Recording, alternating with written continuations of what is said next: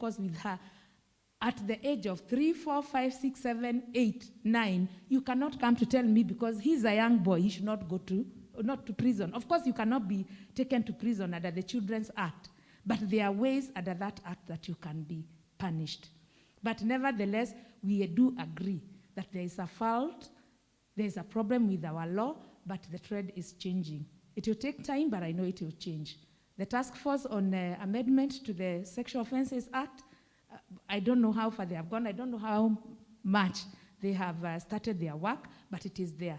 So things will change. But in the meantime, the gap is filled by this decision by the Supreme Court. I think that is what I would wish to comment about. Thank you.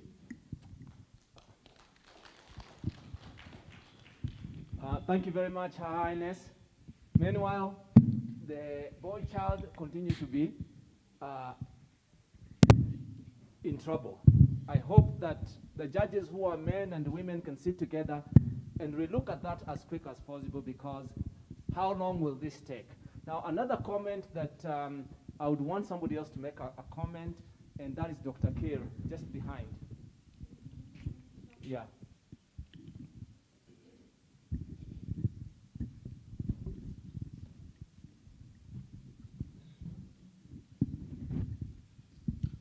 Good afternoon, everyone. My name is Dr. Kere from Kenyatta University. Professor Mtuku is a good friend of mine. We are supervising students together. We have worked together in other areas as well. And this center is a friend to me because I've also participated in other issues. Now, I did not want to really talk about the whole issue that Professor Mtuku has said, but I wanted to address two questions, or to put two questions to the speakers. One, and that's, I'm talking about as a scholar, we have a problem in this country, and maybe everywhere else. We address the issue of why terrorism, why the boy child voice right now. Unfortunately, this is actually addressed in normative theory. We have normalized the issue of terrorism. We have normalized the issue of criminality in homicide in homes, but we don't ask the question, how did we find ourselves in this situation? And that's exactly what I wanted the speaker to talk about. And maybe not now, but when they are improving their papers, address the question, the issue, how did we find ourselves in this situation? Let me just give a simple example, and I have written it down here. I'm sorry I was not able to print this issue. When we launched the first mainstreaming conference in Kenya in Mombasa, about 15 years ago, I remember the focus was the main girl child. But we had a question, and one of the questions that myself I had was, yes, it's good that we are trying to help the girl child to get into the right direction, to make sure that her lives and the lives of the others in the society are improved. But we are actually, I use the word, Professor, you remember what I said outside there. We are developing this queen in this particular room, and we are forgetting the boy outside the window. And we are making that boy a Mugeke, developing a queen to marry a Mugeke. How are we going to miss the conflict that we are actually having right now? So mainstreaming was actually one of the main causes that the society never addressed its effect in the future. And the question about the future is, how did we find ourselves here? And that's what I wanted us to address in this particular, in the next conference and so forth. And we are still finding it here. Today, I know, as you said, and I asked you, I would like to know the characteristics of those who are actually mentioned in homicide violence, whether they are 18 years and up to that 5 years, married or not married, so that we can be able to address the actual source of that problem. Somebody from Kenyatta University, I don't know who is that, also I think added something on the voice, but let me also tell the listener to this class. For your information, I teach youth, sociology of youth and development. A very popular course because sometimes I have about 500 students every term. What happens is that the issue of gender studies is actually supported inside the class, but totally ignored and disliked outside the class. Boys don't want to hear about equality. And I remember, and I will give somebody, maybe my friend Mutuku, a book written, Who Stole My Feminism? The boys are now asking, who stole my God-given rights? And that's why we're having a lot of problems. Because we have failed to address the problems of the boy child, and they are paying the price of their great-grandfathers, or even us, who actually said the power belongs to the gentleman. We don't say that openly, but that's exactly how it is. And I want to know, to advise the young ladies who are married here, if you want to feel comfortable with your husband, if you want to avoid the kind of violence we are talking about at home. Men, whether young or old, dislike some questions, but you have to know how to frame them. Where are you going? Why are you coming late? Why are you not eating? Please, ladies and gentlemen, those are the issues that we need to address. Thank you very much. Thank you very much. I think earlier today you heard the CS talk a lot about the criminal justice system and probably the weight of challenge that we are facing there as a country. So I just want to ask my colleague and representative, the council from the ODPP, just to chime in because we've had the judges speak. Maybe we need to hear from prosecution. And then, ladies and gentlemen, we'll start winding down, and I will also direct us on the next steps. Thank you very much for the opportunity. There was a question which was put forth, or one of the, I think she had introduced me. My name is Jacinta Nyamosi. I'm a Deputy Director of Public Prosecution representing the DPP himself. Just to speak on what we do on managing young persons who have engaged in sexual encounter, that's something which we are dealing with. We have what you call a diversion policy. When two persons, we don't just imagine that it's the boy who has committed the offense. As much as the parents of the girl are the ones who want us to charge, we sit them down, we tell them, no, look here, these are young persons. We can't charge the boy. Both of them were in this situation. So we talk with other partners like the Children's Department, probation, and ask them to have these children cancelled so that we advise them. We should not put them into the system being minors who are imagining that they were doing the right thing. So we do have a diversion policy which we deal with. It's also important that you note that the office of the DPP is the one which makes the decision to charge. Before you make a decision to charge, you must look at the circumstances of the case. It could be genuinely this young person has forcefully engaged in a sexual act with another person. So we evaluate the evidence before you can be able to make the decision. We just don't want to put our young persons into the system. There was a program, and it's a program which we continue to carry out. There's a program called the Justice for, we have the Justice, the kind of program where we go to the court, where we go to prison, of course with a lot of collaboration with the courts, the prisons, the police. We review files from time to time. You find that a file at the point when a matter was brought to court, there could have been a reason why maybe a parent may have forced a child to make a false report. There are situations like that, I know you are aware, where maybe parents are fighting and they use the child to make a report. So we review files from time to time to give an opportunity for the accused person to also talk to us. So we have not closed the doors. The young persons are given a chance to talk to us during the program where we go to prison. So we are aware that there are so many sexual offenders, But that notwithstanding, also take into consideration that people are also committing these offenses. We have to also remove them from the society and stop them from continuing to commit the offenses. So that's where we are at. Thank you.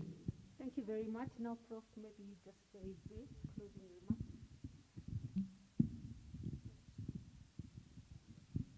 Okay, so just to close,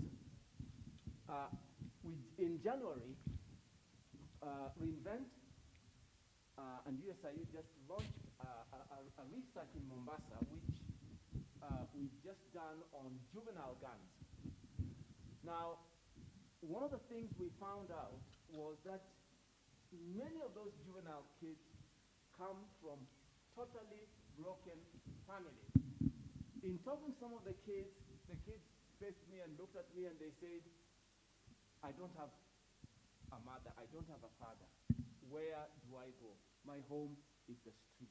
My home is carrying a knife and using it to get my daily bread. So I want to conclude by saying this. The family. One of the things we found out was the collapse of the family, and it's the collapse of the family that is resulting in some of these kids going to the streets. And so you look at across the whole country, the family is collapsing. And so if we do not address the foundation, which is the family, we will continue to have more problems. So we need to talk about family and parenting. And that is my conclusion. Thank you. Thank you very much. Ladies and gentlemen, you'll agree with me, though time was not good enough, there's a lady at the back who's asking to speak in. Okay, I'll just give you 1 second, just because I noticed most contribution came from the men. So the lady, in respect of the International Women's Day, just 1 minute. Thank you very much. My name is Linda Musumba, and a big congratulations to the NCRC for hosting this conference. I just wanted to say something brief, Madam Jackie. One is to our speaker from the countering extreme violence. I just wanted to point out that from one terrorist event to another, we lull ourselves into a false sense of security, because today when you go to different buildings and malls, the same strength with which we were being frisked and checked, that has gone down. So how do you ensure that the public continues to remain vigilant, and institutions, etc., which are tasked with ensuring that as people get into buildings or get out, or installing devices that assist, that we continue to remain hyper-vigilant, because one terrorist attack is just one too many. And then also the same question to the same gentleman, how do you, is there a predisposition for people who can be radicalized? Because in the teaching environment and in different environments, we get surprised when we realize one of the people that we know has become radicalized. Have you in your work been able to find out things which we can look at someone and say, that person has a potential, so as a parent or as a person who's near to that person, let me take action. And then my last question or comment, it doesn't have to be responded to, arises from what Professor Mkutu has talked about, the intimate partner violence. I am reminded that the girls who were impregnated during the COVID break, we haven't had arrests. And these are so many girls. So for example, I believe it was last week when the CS Bonamatiani was, I can't remember where it was. Was it in Trans Nzoia, or I'm not sure. They talked about 1,000 girls there, and these girls are everywhere. And we haven't had arrests for the persons who have perpetrated this crime. And those people are still there, now preying on other girls as well. So in terms of law enforcement agencies, it's so important that, that they do their work to make sure that, intimate partner violence in the form of sexual violence against girls is actually addressed. Thank you. All right, thank you very much, Linda, and good to see you. Sorry, the masks did not make me recognize you. Linda served with us at the Governing Council of the National Crime Research Center. I think you've asked some questions, so I'll just let you have 1 minute, because we do need to close, for you just to respond to Linda. Thank you. There is what we call BRAVE, Building Resilience Against Violent Extremism. And in matters of predisposition of people to radicalization, anyone can be radicalized. But there are vulnerable communities. There are vulnerable elements in society, the youth, people with grievances, people with elements of criminality. There is access to radicalizers. If you give access to that debate, then the chances of being swayed to violent extremism are very high. Then there's an element of people or community who utilize these violent extremist materials. So the more you read these materials, the more you want to abide or to be together with these violent extremists. So what we are trying to do is building that resilience. And the simple example I gave is, see something, say something. We start from there. And the element of security starts with you and me. If you keep quiet, then these enforcement agencies, how will they know? Because they cannot police everyone where they are. So we need to share this information. There are platforms for the National Police Service like 911, 112, 999. Just call and say, at least you saw something. Whether they take action or not, we are also doing the reforms for the National Police Service, trying to create that legitimacy and trust between the public and the National Police Service. So those are things that are ongoing, and we are hoping for the best. Thank you. Thank you very much, gentlemen and the lady that left. Indeed, we are educated. If I could just summarize, I think in totality, what we've had them say, across all the three forms of violence that we've addressed, they've said the value system. Whether it is that we want to sanitize politics, we go back to values. Whether it is intimate partner violence, we have to ask the value question. Whether it's CVE, we really have to ask the value question. So who's regulating personal behavior and values in this country and in this society? I think that's a question that not one person can answer. It requires each of us to reflect on it from a very personal perspective. Where is the value system? Where is the call to value? They've talked about building resilience. Resilience that is built on a risk assessment. We must understand where the risk is and how we address that risk and how we build resilience for people not to fall prey, either to being radicalized or to even being violent, with their partners. How do we build resilience? Through the education system, through the church, through the families. In the programs that we design, there must be resilience that we build so that people don't become vulnerable to being violated or even to being perpetrators of violence. We've heard that changing hearts and minds is the way. So yes, we can use criminal justice system. Yes, we can use tough on crime approaches by the police, but ultimately, we really have to change the heart and mind of the person so that then they cease to want to be radicalized or recruited or even cease to want to express their masculinity in a negative manner. We've heard that, we need to ask the question, how did we get here in the first place? Because asking those questions gives us opportunity to interrogate some of the gaps, but also look at the future and build our future. We've had big terms, and maybe in response to Linda's question, why is no one being arrested? We've had the strengthening of the criminal justice system is happening, including looking at sentencing policies, but also looking at other alternatives, because again, the cry of Kenyans is there can be restoration. So how do people get restored?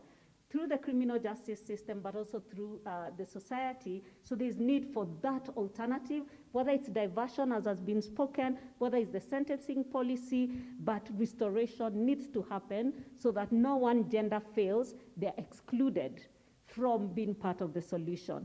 finally, ladies and gentlemen, I think they've all ended at the point where each one of us can pick up, and that point is family.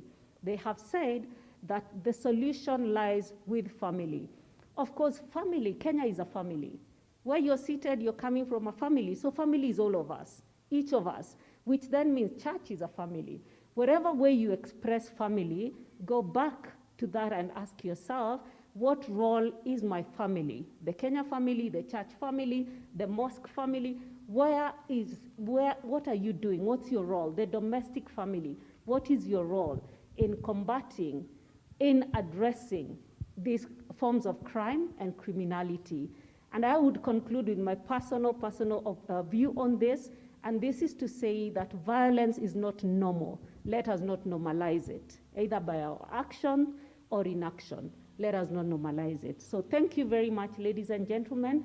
We are very delighted to have been part of this panel. The afternoon continues, and as a matter of fact, I am informed that we do have with us a representative of the AG, that is Madam Caroline Saroni, and we have been requested, Madam, if you could just come and give the AG speech so that we also have the legal freedom to continue this conversation in the afternoon. Asante sana and karibuni.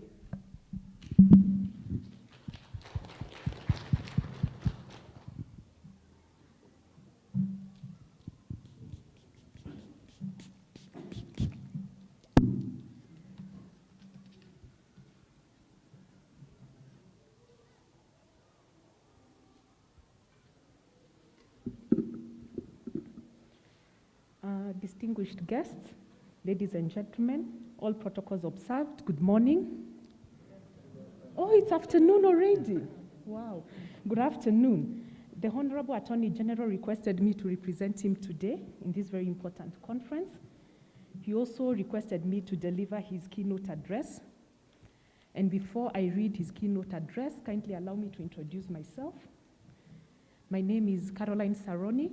I am the Chair of the Advocates Complaints Commission. This is a commission where we receive complaints from members of the public concerning lawyers who have, allow me to remove my mask, who have misconducted themselves, and then we investigate those allegations. And when we have enough evidence that the lawyer actually misconducted himself or herself, then we charge the lawyer and prosecute before the Advocates Disciplinary Tribunal. I am also an academic, a member of the academic staff of Kenyatta University, in particular the School of Law, where I have served for over 10 years. I'm currently on leave of absence to serve as the chair. And I'm very happy today that my university is very well represented. I also see my former dean, Dr. Linda Musumba. And you know, as my senior, I have to acknowledge her presence. So I'm very happy to see her here today. She, at some point, served at the Governing Council of the National Crime and Research Center. So now allow me to read the keynote address that the Attorney General personally drafted. He really wanted to be here today, and then he requested me to read it. The title is Case of Disguised Perpetrators and Unexplained Wealth Accumulation. Allow me to address some of the emerging reasons as to why public corruption in Kenya is so resilient, leading to high corruption levels and low court prosecution of cases. With expert opinion at hand, experience, and lessons learned, I dare say to you, our nation is confronted with a double challenge. Number one, disguised perpetrators of public corruption. And number two, the issue of dealing with unexplained wealth accumulation. I must remind you that these acts are criminal and unethical, and that they violate the principle of public trust. These are often committed by trusted individuals or organizations, usually during the course of legitimate public service delivery, and is done for personal or organizational gain. I believe the adage, and I quote, "When the law is perverted, everyone perverts it to their own advantage, end of quote, may well have gradually sneaked into our society. It is a matter of common knowledge that corruption is a stumbling block to the achievement of our national development goals as enshrined in the Vision 2030 and the Big Four agenda. By diverting funds meant for development, corruption undermines the delivery of public services and the achievement of development goals. Sadly, the public interest is no longer the measure. It is disgraceful that Kenya was ranked 124 out of 180 countries in the Corruption Perception Index 2020, released by Transparency International in January 2020. With a score of 31 out of our 100, with 0 being the most corrupt, our country's score was below the sub-Saharan average of 32 and the global average of 43. This indicates serious level of public sector corruption. According to a 2019 study by the National Crimes Research Center on perceptions and experiences of corruption in public service in Kenya, 9 out of 10 officials and members of the public perceived corruption as rampant in the public service, and further, 6 out of 10 witnessed or experienced corruption within the 3 arms of the government. The study also found that public corruption has been normalized and is heavily influenced by individuals and institutional systems that operate using corrupt networks, cartels, and especially through disguised perpetrators. The difficulty is that corruption rapidly mutates to allow perpetrators to acquire enormous sums of unexplained wealth undetected. Although there is a high public perception that the institutions mandated to fight corruption in Kenya have not been successful, it is our civic duty and responsibility of everyone living in Kenya to defend and protect our public resources from plunder. Civic responsibility is not a demand placed on individuals by the state. It is a duty you owe to your fellow countrymen and women for coexisting with them. It is this voluntary act of goodwill that should be expressed to our fellow citizens by reporting those who pervert the rule of law. Hence, while perception counts for something, action and data are the key indices that measure the success of our institutions. Imperatively, anti-corruption interventions are not only important from a good governance perspective, but absolutely critical to the achievement of our set targets. Incidences of corruption have continued to plague the country's collective reputation despite concerted efforts to curb the vice through policy, legislative, and administrative interventions. This unfortunate Kenyan experience with corruption has led to its declaration as a national security threat with a directive by His Excellency the President for all security agencies to take cognizance of this status and rally around the path of transformation. Ladies and gentlemen, we must take advantage of this resolve, optimism, and unwavering support and commitment of His Excellency the President and the multi-agency team. This team, which I shall refer to as the MAT, shares information and intelligence on a real-time basis, which resultantly has had the net effect of reducing the time and bureaucracy that often constrain effective investigation. Indeed, MAT's success in coordinated investigation and prosecution has accelerated the quality and pace of corruption. The membership of MAT enables the pooling of resources, synergies, and enhances the efficacy in meeting of individual mandates. Indeed, through the MAT, the fight against corruption is better coordinated, and we are better resourced to breathe life into the shared vision, which is the elimination of corruption and the destruction of corruption networks and cartels. The MAT approach, as a standard philosophy and best practice globally, embraces the whole of government approach under a singular framework with the advantage of leveraging on the internal capacity and competencies within the comprising law enforcement agencies to ensure better coordination and efficiency in the fight against corruption. Ladies and gentlemen, to put this matter in context, it is well within the public domain that reports on the management of public resources, including the Auditor Generals, have over the years confirmed the misuse of public funds both at the national and county level.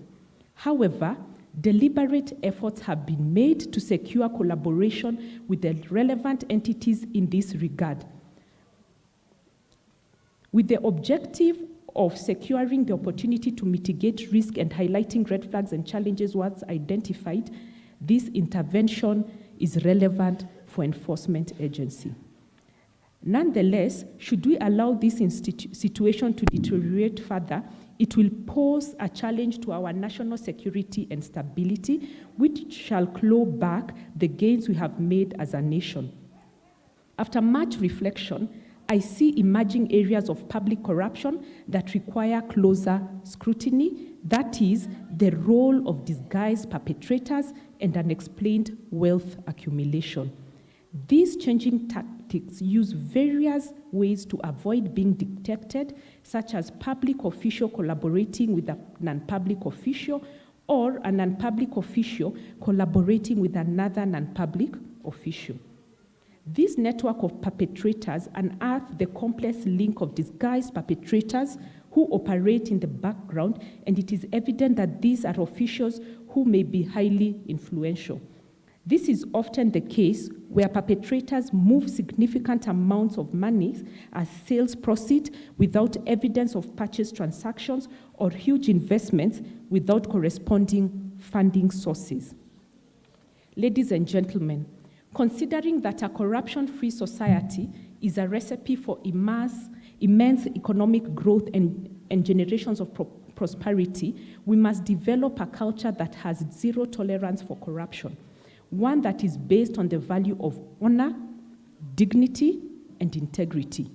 We may pass as many laws as we want regarding corruption, but societal values cannot be legislated. These values constitute the moral fiber of our being and must be learned and instilled in our national psyche. The corrupt must get the message that our war against corruption is not a phase, it is becoming entrenched as a way of life, and that our society will no longer tolerate it. This notwithstanding, this office has put in place deliberate measures to ensure the strict enforcement of the unexplained wealth order framework intensely pursued under the Ethics and Anti-Corruption Commission. This office, under the MAT framework, has also engaged the Office of the Auditor General to facilitate coordination with critical oversight, regulatory, investigative, and prosecution entities prior to finalization of audit reports.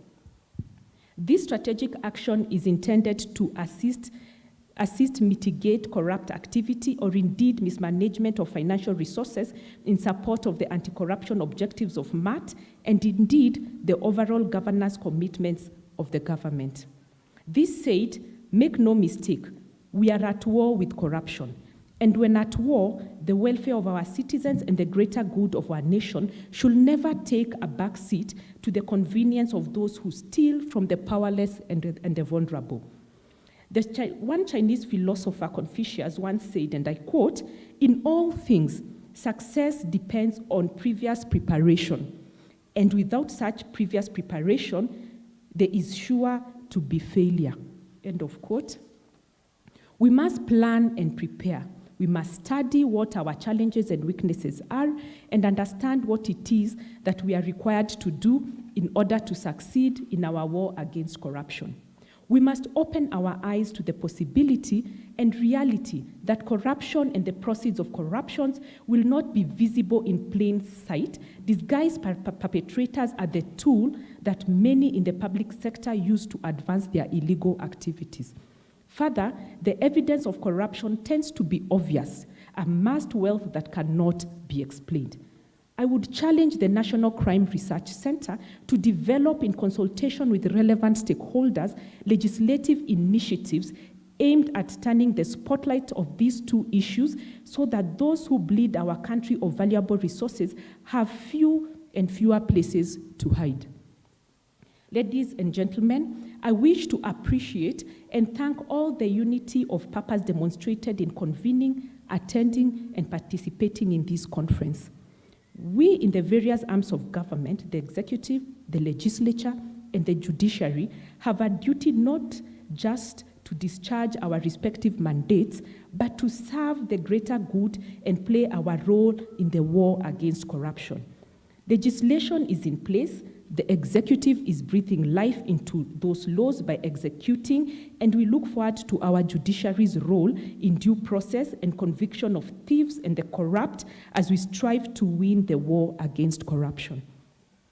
Most importantly, we all have a role to play in ridding our nation of the scourge of corruption and changing our society's value so that the corrupt will have nowhere to run and nowhere to hide. The government is not perfect. It is a reflection of the national values and ethos of our nation. If our citizens espouse values that are consistent with honor, dignity, and integrity, it is inevitable that this will filter to those who serve citizens in the government. Accordingly, in his book aptly titled Common Sense, the writer and philosopher Thomas Paine stated, and I quote, "It is not in numbers, but in unity that our great strength lies." I end the quote. It is clear to me that for as long as humanity has had records, we have known that there is strength in unity of purpose, and more importantly, that if we do not have unity of purpose, not only are we not likely to succeed in our endeavors, but we will most likely fail and may ultimately be vanquished. Unity of purpose should not just be among state entities and officers, but amongst the entire population. While we are making positive and irreversible gains in the war against corruption and in creating a corruption-free society, we need you, individuals, citizens, and opinion shapers in the various sectors represented here today to unite with us in this war. Thank you very much. Thank you very much. I think I am also told to announce to all of us that lunch will be served at the Margaret Kobia Hall, and the vouchers are outside the conference hall, I believe outside there. So please collect your voucher there, and you can proceed to that hall. I'm also told to ask you if you could kindly reconvene here at 2:30. That gives us about an hour for lunch. Thank you very much, everybody, and we wish you well and a good afternoon.